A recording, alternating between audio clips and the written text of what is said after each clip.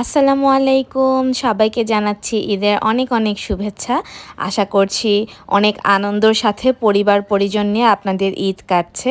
আমাদের ঈদও আলহামদুলিল্লাহ অনেক ভালো কেটেছে। আজকে আমি আপনাদের সাথে আমার ঈদের দিনের সুন্দর সুন্দর কিছু মুহূর্ত শেয়ার করব। আমি চাঁদ রাতেই মেহেদি লাগিয়ে নিয়েছিলাম এবং চাঁদ রাতেই আমার সেমাইটা রেডি করে রেখেছি। আমি 2 ধরনের সেমাই করেছিলাম, লাচ্ছা সেমাই এবং লাচ্ছার মধ্যেই যে আরেকটা লাল হলুদ সেমাই পাওয়া যায় সেই সেমাইটা করেছিলাম, আর একটা করেছিলাম পুডিং।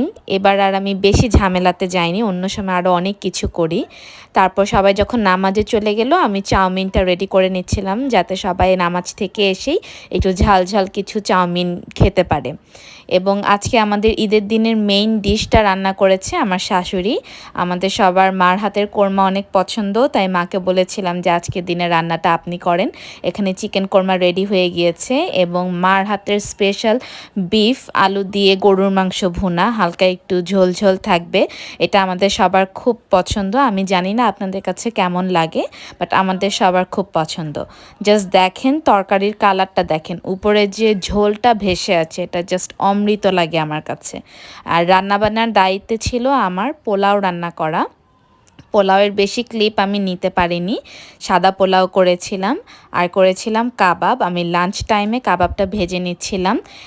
এই কাবাবটা আমি চাঁদ রাতেই রেডি করে রেখেছি, আপনারা চাইলে এটার রেসিপি আমি পেজে শেয়ার করে দেব।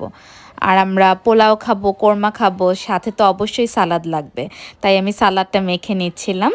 আপনাদের সবাইকে অনেক অনেক ধন্যবাদ আমাদের সাথে থাকার জন্য।